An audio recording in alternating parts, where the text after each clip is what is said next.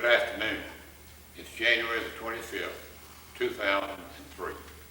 My name is Mayo Livingston, and this afternoon Tom Bush and I, on behalf of the Southwest Georgia Regional Library, are interviewing Stephen King on his experiences in World War II. Stephen, tell us when I believe you joined the Army, but you were in the Air Corps. Yes, that was in July of 1942.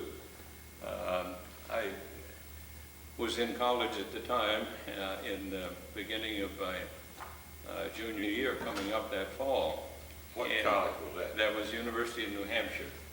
And I guess in the latter part of my sophomore year, of course this would have been after the December 1941 bombing of Pearl Harbor, the Air Corps used to fly a couple P-40s over the university and give us a buzz every couple of weeks. And I got the bug then that, hey, I'd like to be a pilot. And I had never flown before.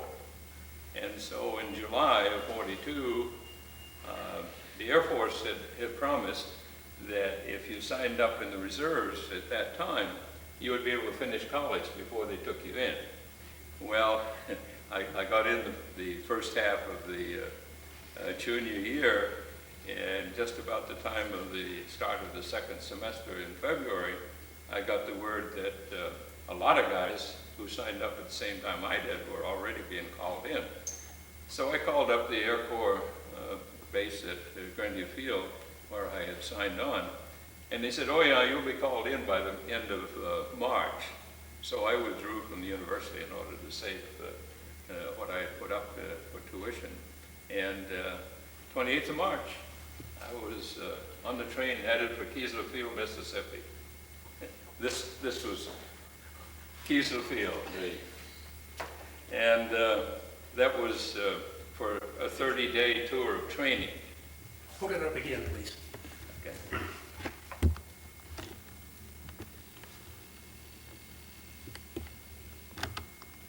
Okay, good.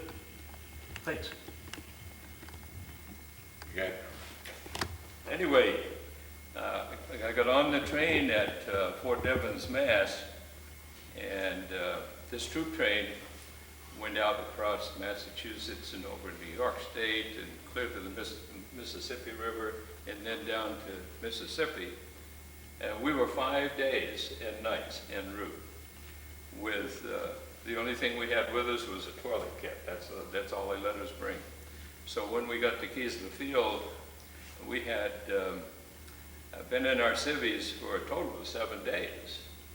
And they marched us over to the warehouse after breakfast that first morning at Keesler and issued our GI clothes.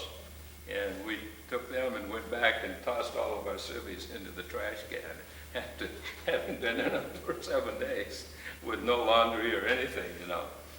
And so we were 30 days there in training, marching and doing KP and that sort of thing. And then they promptly put us on a train to come back north to what they call the College Training Detachment. And we were assigned, about 100 of us, to the University of Massachusetts at Amherst. And it took 3 days on the train there. We didn't even have bunks on that train.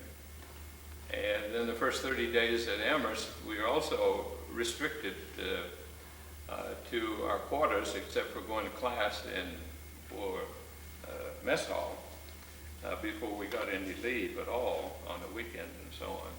But we were there 90 days in training and taking math and physics and code and lots of PT and all that sort of thing. And then got shipped to Nashville, Tennessee Classification Center. This is where you took a lot of tests and they made the decision whether they were going to make you a pilot or a navigator or a bombardier. And I got called in and the officer said, you qualified for all three, you were highest for navigator, but you said you wanted to be a pilot. Do you still want to be a pilot? And I said, yes, I do. And he said, well, we need pilots more than we need navigators, so you're a pilot. And beginning about the 1st September, we then were assigned to Maxwell Field to the pre-flight school. That's supposed to be a 60-day training, all-ground school, that sort of thing. And very tight discipline all through that period. And we got to the end of the period, and quite a bunch of us were in excess of what they needed or were able to send to flight training. So they just kept us another 30 days there. And What year was this? this was in 1943, fall of 43. And they really didn't have anything for us to do. And so they had a first lieutenant who was assigned to manage the group that was left over. And he'd come around in the morning, and after being under that tight discipline, we didn't have any discipline. And he would say, "Please guys, get up." It's time to go to sod detail, while they had them putting sod down on the bare spots around the base. And I decided that was not what I wanted to do. So I went down to the personnel office and volunteered. And they put me to work there. And after a week or so, they put me on 13 days leave. So I sent a telegram to my gal friend up in Massachusetts where she was working, and I said, "I'll be home in a couple days, and we're going to get married." So she went ahead and made all the arrangements. We wound up going on our honeymoon in New York City. Guess what we had to pay for a hotel room? Pretty good hotel, too, right on 42nd Street. It's $4 a night. Some different than what it is today. Anyway, when I got back to Maxwell Field again, they shipped me out to Camden, South Carolina, and that's where I went through the bi-wing PT-17 initial flight training. And it was wintertime, and That was primary. open. That was primary, and it was cold. We all had sheepskin overcoats and gloves and everything. We sat around in the barracks with our sheepskin clothes on. It was so cold in the barracks, and everybody got colds and so on. So it was very tough. But after 60 days, that was the end of our training. We also would pick up 60 hours of flying in this open cockpit bi-wing PT-17. And again, they had too many people, not enough places to go to, so they kept some of us over for another 30 days there.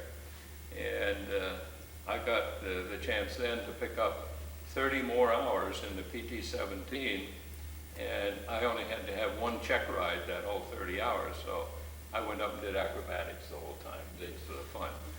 And Is that when they recognized, wanted you to be a they said they said make a great fighter pilot. So my instructor recommended me for fighter pilot, and I put down I wanted to be transport pilot. So went on to basic flight school, which was at Augusta, Georgia, and that again was another 60-day course in the BT-13. We called it the Volti vibrator. It was the 450 horsepower plane, pretty powerful and pretty noisy, but closed cockpit. Only one interesting thing happened to me there. My instructor had been out teaching me how to do some acrobatics in it, and then I went up solo. And while I was up solo, I suddenly realized that I'd lost any ability to move the stick around. It just was stuck. And so I called in emergency, and they told me come on in by the field, and I was able, just by controlling the throttle, to get it down onto the ground and land safely. Come to find out, the escape hatch in the rear cockpit where the instructor had been sitting apparently just came out and fell in and got lodged under the controls, and that's why I couldn't move the stick. Anyway, from there, we went on to twin engine school, and again, my instructor recommended me to be a fighter pilot. But twin engine school meant that I pretty much wasn't going to get to be unless I flew a P-38. And so we had 2 months of training there, and on August 4th, 1944, I got my second lieutenant's commission in wings. That was at Randolph Field. No, that was at Columbus, Mississippi. My instructor recommended me for instrument flight instructor school, which would have been at Randolph Field. But by then, I think the Air Corps had built up so many people in the pipeline that they decided that they didn't need many more pilots to be trained, and certainly not many more to go to instrument flight instructor school. So I got sent to Maxwell Field, and this is where I got introduced to the B-24. And again, it was 2 months of training on a B-24, and the biggest problem there was, for me, I got the flu about the second week I was there, I guess, and I was in the hospital for about a week. When I came back, the first flight up with the instructor and 4 other students, he said, well, today we're going to do engine out procedures. Well, that meant you got on the runway and you hardly get off the ground. The instructor would pull the throttle on one engine. And the B-24, it didn't do well with an engine out. And I'd have both feet on the rudder trying to control it straight and level, and have to yell at the instructor to get on there with me. Well, now, at that time, the B-24 that you were, that was going to be a transport plane, or you going to get? No, that was going to be a bomber. Okay. That was going to be a bomber. But again, I had put down on my preferences that I wanted to be in the transport division. And at the end of the training period, I again had another lapse of 30 days when they had too many people.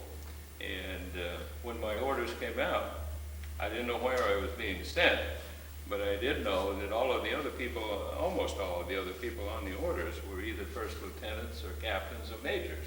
And they really were what had been instructors. And they found they were going to send them on this special thing, which was ATC, but we didn't know what it really meant at the time.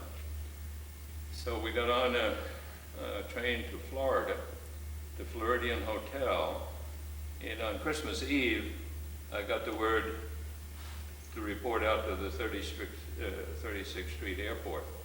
And that was in Miami. That was in Miami. And we got out the airport, and we got onto a C-46. There were about 12 or 13 of us on the plane, sort of cramped up against the seat back, which was just a canvas seat. And right against our knees, 2 great big engines for B-29 sitting. So that's what we flew into South America, landed in Belém, Brazil, had Christmas dinner at Belém, and then got dropped off at Natal, Brazil. And we were there for a couple of days or so, enjoying the surf and so on. And then got on to a C-87. Now, a C-87 was a B-24 converted to a passenger plane. And it only hold about 20 or so guys, and that was it. But that's what we flew across the Atlantic on. And that route took us over the Ascension Islands to the Ivory Coast, to Accra. And after being on the ground a day there, we got back on the C-46, which is a twin-engine cargo plane, and flew from there to Khartoum, Egypt, and from there to Aden, Arabia, and from there to Karachi, India then, but Pakistan now. And after a couple of days there, we got issued our 45 revolvers and whatnot. Did you know where you were going, though? I mean, well, once I got to Karachi, I'd begun to say, hey, we're heading in India someplace. Well, we wound up going from there to over Agra, which is where the Taj Mahal is. I got to see that from the air. And then on to Kurmatola, India, which is, its closest city was Dhaka, which is now Bangladesh. And it's in what they call the Assam Valley and the Brahmaputra River. All rice growing paddies and so on, all over, very flat country. So this became our base, and this is when we learned we're going to be flying C-109s over the hump. And what it turned out to be was that all of this brass of captains and first lieutenants and majors who'd come over at the same time I did, they got preference for getting the first flights and getting time in faster. Because at the time I got over there, he said if you flew 600 hours over the hump, you got rotated back to the States. So all of the higher level officers wanted to get their time in quick to get rotated back to the States. And tell us what the hump was. A lot of people Well, might not know. The hump is part of the Himalayan mountains, and it covers the whole area from down in South Burma and Malaysia even, where at the lower altitudes on up. And the further north you went, the higher the mountains got, until you got up to Mount Everest, which was the highest mountain in the world. Our hump routes, when we were loaded, because of the loads we were carrying and the consumption of gas required if you went up any higher, we went over the hump at altitudes of about 13 to 15,000. And of course we were on instruments most of the time because of the heavy cloud cover. And we really didn't see much of the ground. And this was a period when the Japanese had just about been driven back enough in early 1945 that we didn't have to fear being attacked by their fighter planes or anything. Occasionally we would see a reconnaissance plane of theirs, but he'd usually be at lower altitude and seemed to pay no attention to us. The biggest problem you had then was really maybe getting off or hitting a mountain or something like that. And yeah. you didn't have a navigator. I don't know. No navigator, and no map either, really. Yeah, show us. See if you can pick that up, Tom. If you can call that a map, all that is a little sketch on a 8 by 10 piece of photo paper that they reproduced for us. You got it? I got it. And it gave us the radio frequency of different radio installations on the way from India over to Kunming, Chengdu, China, Luliang, China. And all we had on that map was the radio frequency, the heading, and the minimum instrument altitude, and the distance between those. But no indication at all of what you were flying over, other than what the minimum altitude was. And we didn't have a map of any kind, except one that was sewed into the back of our uniform. And if you were unfortunate enough to have to bail out, they had a map there that you were supposed to open up and show to the Chinese or whoever you saw. And it was through their efforts then that the crew that went down might get shown how to get out. But it wasn't any good for flying. Well, with all the flights left from this. Yeah, all of the 4-engine flights left from right around the Dakar area. We had 2 airfields in Dakar, Kermitola and Tezgan. There was another one in Calcutta. And those were all for 4-engine. And then they moved our C-109s up to another base, maybe a couple hundred miles further toward the east. But the C-46s and C-47s, which were twin-engine planes, were all stationed up in the Burma area just before you got to the hump. Well, and I think you mentioned to me that 90% of what you transported was gasoline. Yes, Aviation gas. Aviation gas planes, 100-octane gas. And in the C-109, they started out by overloading them. And I was very fortunate not to get over there until January, because I picked up something this morning off the computer, for example, a little of the history back there. And in the month of September, at this one base, which was down around Calcutta, they had 13 C-109s lost on takeoff in 10 days. And this is because they were overloaded by about 9,000 pounds.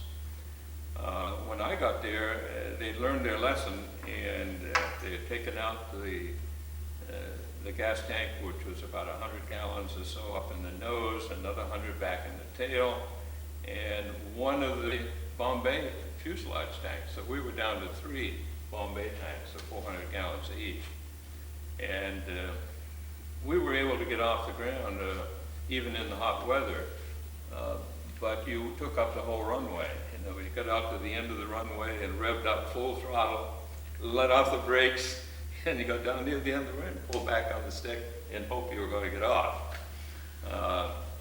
Did you have any gas and gasoline cans? I mean, I asked. Well, we didn't on the C-109, but within 2-3 months after I got over there, we started having C-54s brought into our base. And the first ones that came in at Tesgon, and so my tent buddy and I went down there and said, we want to have a look at this airplane, because we knew we were going to get it. And I was able to pick up this manual. This is a technical manual. It says pilot training manual. And I read this from cover to cover. And that was really how I learned to fly that airplane, because I became a co-pilot my first trip actually in the C-54. And after about 6 or 8 trips as a co-pilot, I got checked out as a pilot. And later on, toward fall of 45, I also got checked out as a passenger pilot, so that I could haul passengers. Now, a lot of them, the gas was going to be used in B-29s. You want to tell us that story about the B-29 waiting on? Yeah, well, the trouble was the B-29, you see, required about 7,000 gallons of gasoline before they could take off on a run from China to Tokyo or somewhere over Japan or Formosa. And it turns out that it took 3.5 loads of gas from a C-109 or a C-54 to provide enough gas for one trip on a B-29. And there was one trip when we flew into Chengdu, China, which was north of Kunming. And as we got over Chengdu, we got the radio instruction to go down to Luliang. They had B-29s waiting on the runway to get enough gas. And so we pulled in beside a B-29 with our C-109 and pumped gas out of our wings and out of our Bombay tanks into him. And after about over three loads of us, finally got enough gas in him so he could take off. And they just took off individually. And he'd fly back to Tokyo, where? Well, you go to Tokyo and then come back to China for another trip. But the gas we used getting over the hump was, when we were fully loaded, we had about a little over 2,000 gallons of gas in the wings in a C-109. And then we had about 1,200 gallons of gas in the Bombay. And to come back to India, we were allowed to have 800 gallons left in the tanks to get back. And so when you figure out that it took anywhere from 1,000 to 1,200 gallons of gas to get us over to China, and another 800 to get back, all we left over there was about 2,000 gallons. And so it took about 2,000 gallons to make the round trip, and another 2,000 was left in China. Guy tell you he left enough in there for? Well, the engineer, by the way, the interesting thing about our flying over there was that we never had a navigator. We had a pilot, a co-pilot, a radio operator, and the engineer. And we were always glad to have the engineer aboard because he was one of the crew assigned to that airplane to maintain it on the ground.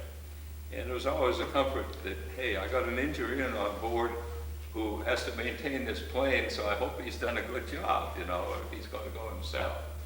But when we unloaded the planes, the engineer, when we got back to the plane, he'd say, well, I saved an extra 100 gallons for your wife and my wife. there were times when we had to land at Shanghai in Burma if we ran into especially heavy headwinds coming back to India to get a little extra gas to make the trip. And in fact, one of my tent buddies who lived in the tent next to me failed to show up one day after a trip. And we thought, oh boy, he's lost. 5 days later, he appeared. And they had failed to stop at Shanghai. Bad judgment by the pilot. And they ran out of gas and had to bail out over the jungle. And it took them 5 days to walk out to a tea plantation and then get picked up from there back to our base. So he came back in with a pretty good growth of beard and happy to be alive. Was the losses mostly from fuel or from disorientation? Mostly from fuel Bad or weather problems. You see, the weather, starting about April, we were in the beginning of the monsoon season. And you had all of this moisture from coming in off the sea, Bay of Bengal. And as soon as that hit the Himalayas, of course, the mountains caused this air to go up in huge, huge thunderstorms. And when I first started flying, there was a number of planes would go out and get into these thunderstorms, decide this is too bad, we can't make it. They turn around and come back.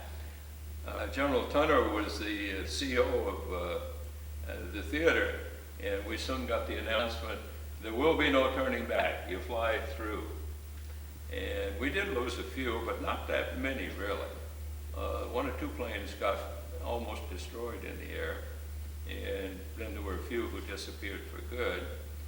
And I had the experience where I was co-pilot, and there was a captain, a pilot on that trip, and he got a little bit frantic during the flight. We were in this huge thunderstorm, you know, being thrown up 6,000 feet a minute and then down 6,000 feet a minute.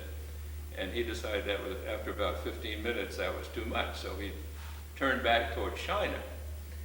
And, you know, 15 minutes more, we were in it. And then he turned back, so I guess we're better off going to India after all. So we wound up being in that storm really an extra 15 or 20 minutes from what we should have been. And we got into Missionar okay. But I had to persuade him that, hey, once we get started again, let's continue on, not turn around again. We did have one plane over there that got thrown on his back, and the rest of the crew bailed out. But the pilot stayed with the plane, and he eventually got it under control and landed it. And they wheeled it off to the side of the runway and just left it as spare parts because the wings were all twisted and mangled. Did the crew make it for you? Yeah, the crew made it. Yeah, the crew made it. Interesting. So anyway, it was much nicer once we got into the C-54s though, because they had, you know, two-thirds of the way down the runway, you just take off with a load. And on those we had 55 drums of 50-gallon each drum, and in the fuselage. And what they did is they had two iron rods that came up beside either. They have a little hook on the bottom of each rod. They came up over each side of the fuel drum, and a little tie-down bar that slid down on the top. And so we often wondered, if you had to bail out of this plane, how are you going to get back through there with your parachute climbing over all these drums of gasoline with these prongs sticking up in the air, you know, and if you had to bail out, the plane probably wasn't flying too well either, you know. So that was, C-54 was a beautiful airplane, and we all loved to fly it. Could you ever get up enough gas ahead that you didn't, they must have been burning the gas as fast as y'all hauled it. Oh, they were using it up as pretty much as fast. They did have fuel storage tanks on the other side, and one of the problems they ran into was that the Chinese nationalists were the ones controlling the area where we were flying in, and the communists were further west in North China. And they both were supposed to be fighting the Japanese, but the communists were causing the nationalists a lot of trouble too. And they had to put guards around their fuel dumps because there were occasions when a communist troop would get in and open up a valve on a storage tank and let the gas run out on the ground. And so we always posted the engineer with the airplane, and we all had guns. And there was one crew that, sadly, the engineer, when the crew came back for the airplane, the weather was bad or something. Anyway, he told them to halt, and they didn't, and he shot one of the pilots. They were that concerned about insurgents coming in and taking over. Well, and we talked about too, this was the main supply method from India over to China. Yeah, it was really, Was the Burma Road open? the Burma Road initially was not, and the Stillwell Road, which was an alternate route, opened up. But then as the Japanese were moved out of Burma, they were able to reopen the Burma Road. And when the weather was good, we could occasionally see the transport trucks weaving their way around these hilly, muddy roads. But the major part, the gasoline was all delivered by air. It was in that short supply. And occasionally we would get a load of bombs to deliver. One time I had the good fortune to have 2 Jeeps, a couple officers, and a couple $1 million on board, which was the payday in China. Well, were there very many ground troops, American ground troops in China at that time? No, I was not seeing many except the personnel who were maintaining the bases where we were in. That is the radio maintenance people, engineers, and so on. In fact, on one trip, I was stuck in China for 3-4 days because we had an engine that had a problem, and they had to import a part from India to get us repaired. And I just happened to run into an engineer who turned out was a neighbor only 10 miles from my hometown. Oh. And he had access to a Jeep and showed me all around the city of Kunming. So I got a little tour of Kunming that way. As far as U.S. troops, no, there were very few. And then along about middle of August, well, it was when the Japanese finally surrendered. And shortly after that, we got orders to start flying gasoline into Luzhou, China. And that was a little further towards Shanghai from Kunming. And it was a base that had just been captured. And I know I was one of the first 3-4 planes to go in there. And we came in on instruments, cloudy conditions, and the main runway was still full of huge potholes. So we landed on the taxi strip. And even the taxi strip had been filled in with mud and crushed stone and so on. But it was kind of a rough landing. And then after getting down, it was really kind of disconcerting to see that there's a huge mountain just off the edge of the runway. We didn't know it was there. And thank God we had exercised our instrument approach correctly, otherwise we'd have been on the mountain. Well, at that time, the war was over, but you began to transport national troops. Yeah. What happened there was sort of interesting. When I happened to be in a flight to Luzhou with a load of gasoline, when it was announced that the Japanese had surrendered. And the rest of my crew, I was the pilot in command on that trip, and the rest of my crew said, well, we might as well go back to India, you know.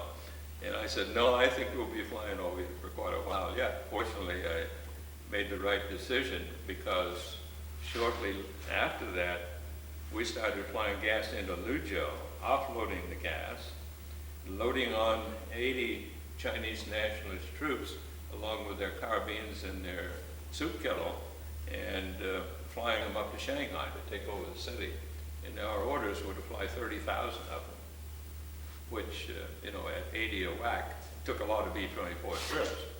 And the round trip from India to Shanghai and back to India again was about 25 hours of flight time. Ooh. So we usually either had to lay overnight in Luzhou, either going or coming, before we had to make the rest of the trip back. But that was a long haul. Well, did you guys have any idea of the political implications at that time with the Chinese and the nationalists? Well, the only thing that we knew was that they were trying to fix it so that the nationalists would take over the city of Shanghai. And the hope was at that time that Chiang Kai-shek was going to get control of all of China. But as you know, it wasn't long after that, like about 1948 or 9, when the nationalists escaped to Formosa and the communists had everything over there.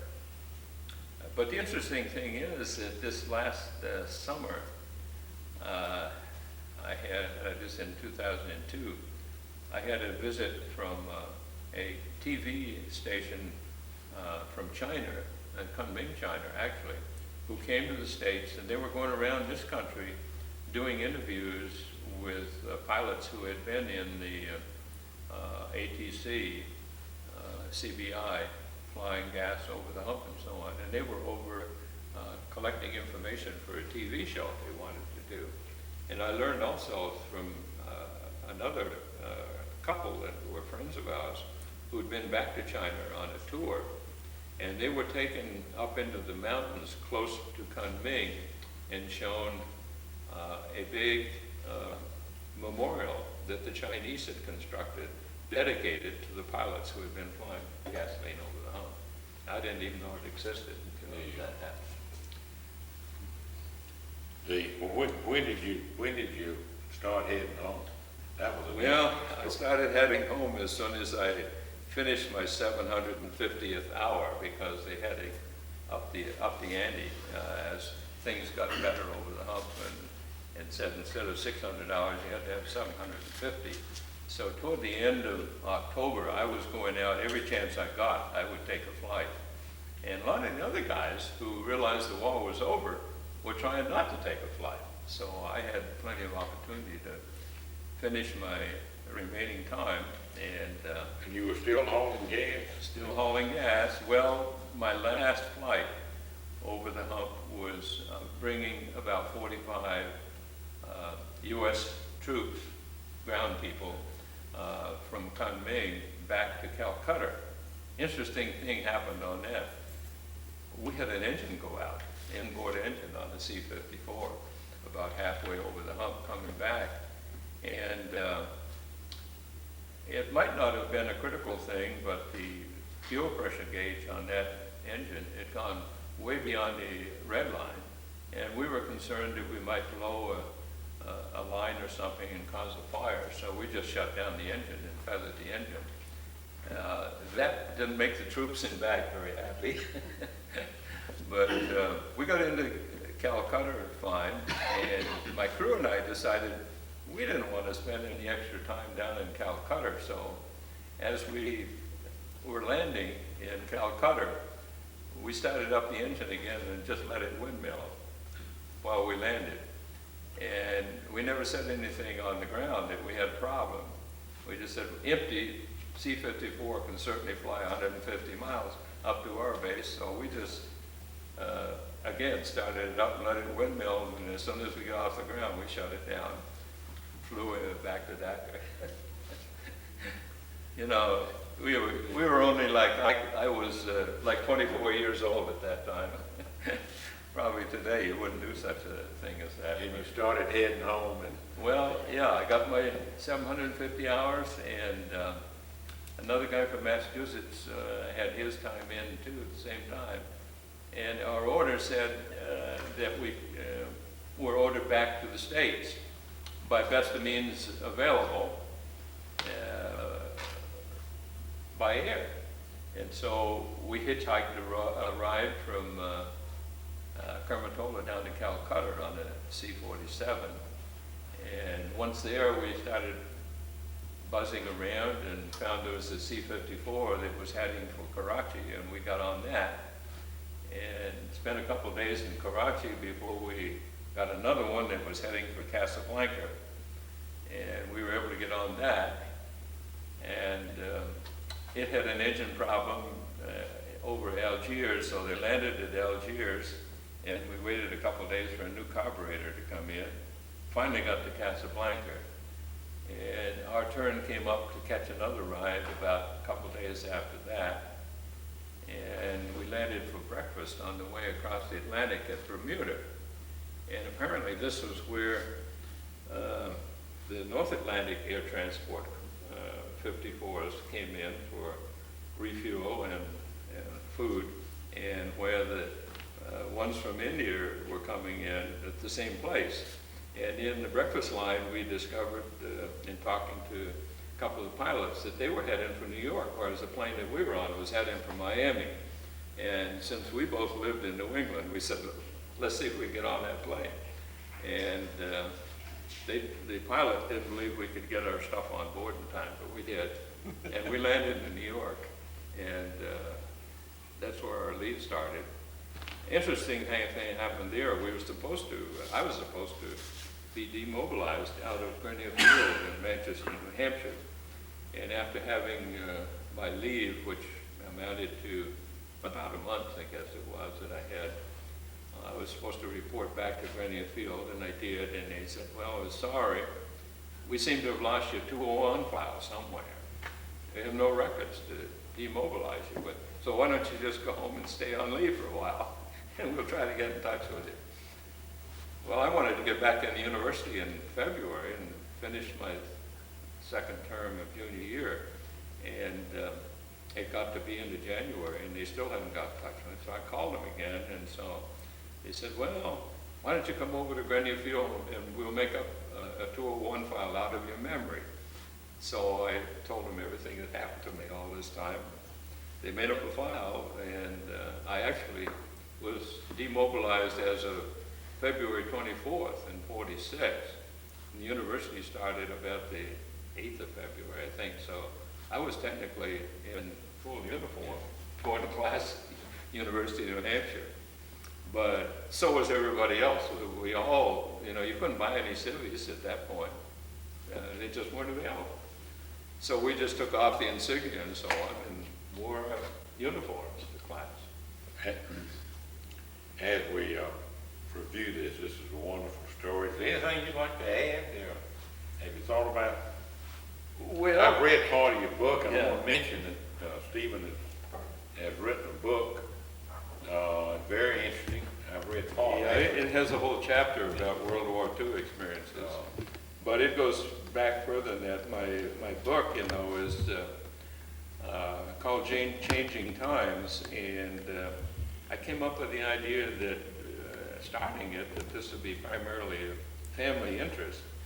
And my dad was born in 1900, and I was still alive in 2000, so I said, well, I'll just make this how all of the events of the 20th century affected me and my family and other people.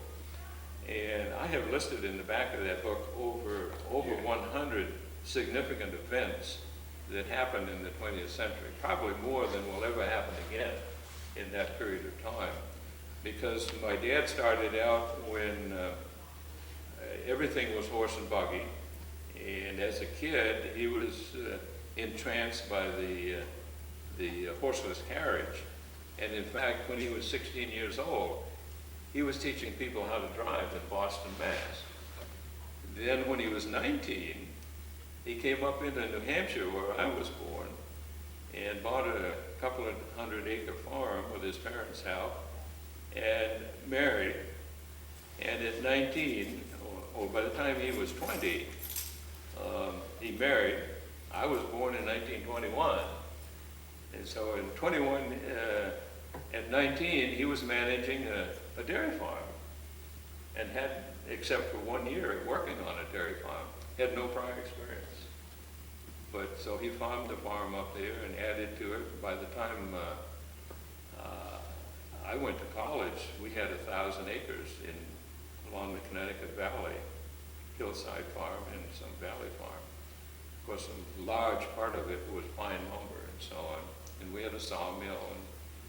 But my dad was enterprising, and when he saw farm equipment that was newly developed in the Midwest or something like a combine or a pickup hay baler or something like that, he took what he had available and built one. And then we contracted out using that equipment for a while until the new ones became available. But that was the kind of experience we went through, and it was horse and buggy days. And I remember as a kid, my grandfather and my dad and I loaded a sow from the farm onto the open Model T Ford truck.